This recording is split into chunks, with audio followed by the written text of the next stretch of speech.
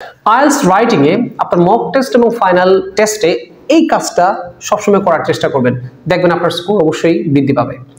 আর এটা হচ্ছে গিয়ে দেখেন, আপনি যখন প্রশ্ন হাতে পাচ্ছেন মক টেস্ট অথবা ফাইনাল টেস্টে, আপনার সাথে সাথে কি করেন, প্রশ্ন দেখেন আর লেখা শুরু করে দেন না, এই কাজটা করবেন না।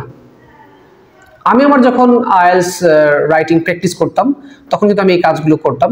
প্রশ্ন পাওয়ার পর আমি প্রশ্ন দুটো ভালো করে দেখতাম, এই টাস্ক 1 টাস্ক 2 দুটো আগে দেখতাম, প্রথমেই লেখা শুরু করতাম না।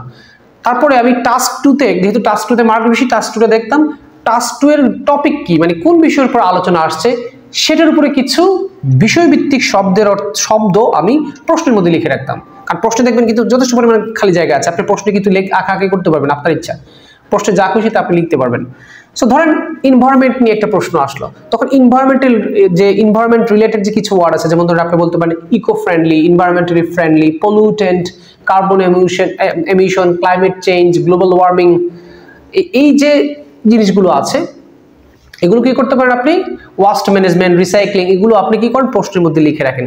দরকার হলে ওই ওয়ার্ডগুলো দিয়ে সংক্ষিপ্ত কিছু সেন্টেন্স আপনি প্রশ্নের মধ্যে লিখে রাখেন। এখন আগে থেকে যদি প্রশ্ন এই ওয়ার্ডগুলো আপনার চোখে পড়ে, মানে যে এই ওয়ার্ডগুলো আমি আগে থেকে যেহেতু আপনি লিখে রেখেছেন আপনার চোখে পড়বে, এখন কিন্তু আপনি যখন রাইটিংটা ফাইনালি লিখতে যাবেন তখন এই ওয়ার্ডগুলো আপনার ব্যবহার করতে ইচ্ছে হবে। সো এই কাজটা করলে ভোকাবুলারি সেকশনে মার্কস বৃদ্ধি পাচ্ছে। আরেকটা কাজ করতে পারেন, আপনি ধরেন রাইটিং টাস্ক 1 আগে লিখলেন আপনি, কিন্তু রাইটিং টাস্ক 1 লেখার আগে রাইটিং টাস্ক 2 এর আইডিয়াগুলো প্রশ্নের মধ্যে নোট করে রাখেন। আর যদি পাশাপাশি কোনো এক্সাম্পল থাকে শর্টকাট ওই এক্সাম্পলটা লিখে রাখেন, বা বিশেষ কিছু যদি মনে পড়ে আগে থেকে লিখে রাখেন। কারণ হচ্ছে গিয়ে আইএলটিএস রাইটিং এ প্ল্যানিংটাই গুরুত্বপূর্ণ। আর আরেকটা কাজ করতে পারেন, আমি তো স্টুডেন্টদেরকে 5 ধরনের গ্রামার শিখাই, if, so that, not only, but also, although, passive, এই 5টা গ্রামার দিয়ে 5টা ছোট ছোট বাক্য হিন্ট আকারে আপনি প্রশ্নের মধ্যে লিখে রাখেন যে এই ওয়ার্ড, এই সেন্টেন্সগুলো আমি ব্যবহার করব। যেমন যদি গাছ লাগাই পরিবেশের উপকার হবে, ওকে, তো সরকার এটা করা উচিত যাতে পরিবেশের এই উপকার হয়, ওকে, অলদো সরকার এই পদক্ষেপ নিচ্ছে তারপর এটা হচ্ছে না। তো আপনি কি করেন, এই প্রশ্নের মধ্যে এই যে সেন্টেন্সগুলো আছে, এই শব্দগুলো আছে, শব্দ প্রয়োগ করেন, মানে শব্দগুলো দিয়ে যে অ্যাডভান্স শব্দগুলো আপনি প্রয়োগ করবেন ওগুলো দিয়ে ছোট ছোট সেন্টেন্স লিখে রাখতে পারেন। আবার বিভিন্ন প্রকার গ্রামার দিয়ে সেন্টেন্সগুলো আগে একটু হালকা হিন্টস দিয়ে রাখবেন, ফুল সেন্টেন্স লেখার দরকার নেই, হিন্টস দিয়ে রাখবেন।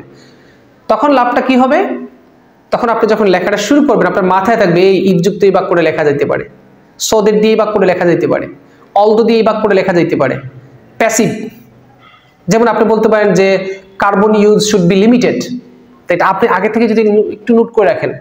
সমস্যাটা কোন জায়গায়, সমস্যাটা হচ্ছে কি আপনি ইনস্ট্যান্ট লিখবেন, ইনস্ট্যান্ট আসছে না এই জন্য আগে থেকে হালকা নোট করে রাখেন। প্ল্যানিংটাই তো গুরুত্বপূর্ণ। যদি আপনার প্ল্যানিং ক্লিয়ার থাকে, কি লিখবেন সেটা যদি আগে থেকে ক্লিয়ার থাকে, সেক্ষেত্রে কিন্তু আপনার কখনোই অসুবিধা হবে না। এখন আপনি বলতে পারেন স্যার যে আপনি তো বলছেন যে আগে থেকে নোট করে রাখবেন, কি নোট করবো সেটা তো আমি জানি না, এনভায়রনমেন্ট রিলেটেড তো ওয়ার্ড আমি জানি না, এখন আমি একটু মার্কেটিং করে নিই, কারণ আমার তো মার্কেটিং করার ইয়ে নেই। এই যে বইটা আইএলটিএস স্পিকিং এন্ড ভোকাবুলারি, এখানে কিন্তু 70টা ওয়ার্ডস, বইয়ের প্রথমেই 70টা ওয়ার্ড দিয়ে দিয়েছি আমরা, 70টা ওয়ার্ড, এমন 70টা ওয়ার্ড যে কোনো টপিকের সাথে আপনি ইয়ে করতে পারবেন, ইউজ করতে পারবেন। আপনি 70টা ওয়ার্ড গিলে ফেলেন, এই 70 ওয়ার্ডস আপনি গিলে ফেলেন এবং রেগুলার এটাকে প্র্যাকটিস করেন, দেখবেন ফাইনাল পরীক্ষা পর্যন্ত আপনাকে এটা হেল্প করবেই করবে। এবং এটা আমি কিন্তু অনেক ভিডিওতে প্রয়োগ করে দেখিয়েছি। আবার এই রাইটিং এ কিন্তু গ্রামার, বিভিন্ন প্রকার গ্রামার দেওয়া আছে, রাইটিং টাস্ক 1, 2, 3 এগুলো দেওয়া আছে, পাশাপাশি গ্রামারটাও কিন্তু আইএলটিএস গ্রামারও দেওয়া আছে, বেসিক গ্রামার দেওয়া আছে। আর এই বইতে কিন্তু ভোকাবুলারি তো দেওয়া আছেই, সাথে আইএলটিএস স্পিকিং পার্ট 1, 3 সুন্দর করে উপস্থাপন করে দেওয়া আছে। সো স্পিকিং এবং রাইটিং এর জন্য আপনি প্র্যাকটিস করার জন্য এই দুইটা বই, আমি বলছি না যে 9 ব্যান্ডের, এগুলো 6.5 যাদের টার্গেট, আপনার টার্গেট যদি 6.5 পর্যন্ত হয় এভারেজ, আপনি এই দুটো বই ফলো করতে পারেন স্পিকিং এবং রাইটিং এর জন্য। তো স্পিকিং এর সাথে ভোকাবুলারি, রাইটিং এর সাথে গ্রামার দেওয়া আছে। সো দরকারি আরো জিনিস কিন্তু দেওয়া আছে এখানে বিভিন্ন অ্যাঙ্গেল থেকে। সো আমি যে পরামর্শটা দিয়েছি আপনারা অ্যাপ্লাই করবেন। সো আজকে এই পরামর্শটা আমি মক টেস্টের পরে পরীক্ষার্থীদের দিয়েছি। দেখ মক টেস্টের যে শিক্ষার্থীরা যারা অ্যাটেন্ড করেছেন, তো প্রায় সময় মিস্টেকটা তারা করে, তার সাথে সাথে প্রশ্ন পায়, প্রশ্ন লেখা শুরু করে। আর একটা জিনিস কি করে জানেন, ওই যে সাথে সাথে লেখা শুরু করে আগে থিঙ্ক করে না কি লিখবে, এর জন্য লেখার কাটাকাটি বেশি হয়, এখন তো কলম দিয়ে লিখতে হয়। সো কাটাকাটি বেশি হলে কিন্তু আপনার স্কোর কমবে, স্কোর কমবে বলতে কিছু তো ইফেক্ট পড়বে, তাই না? তাছাড়া আপনি যখন কাটলেন একটা জিনিস, ধরেন আপনি কাটাকাটি করার কারণে মার্কস আপনার কাটবে না, মনে করলাম যে স্যার কাটবে না, কিন্তু আপনার সময় তো নষ্ট হবে, সময় নষ্ট হওয়ার কারণে আপনার এমন হতে পারে যে কাবার দিতে পারছেন না। সো আপনাদেরকে যে পরামর্শটা দিয়েছি আমি এমন কোনো পরামর্শ দিব না যেটা আমার কাজে লাগেনি, আমার যেটা কাজে লেগেছে সেটাই দিচ্ছি আমি।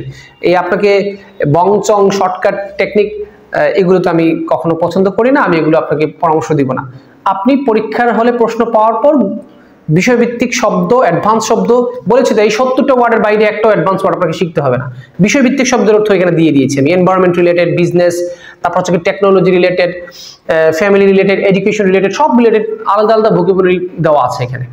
সব এগুলো চাইলে ইউজ করতে পারেন।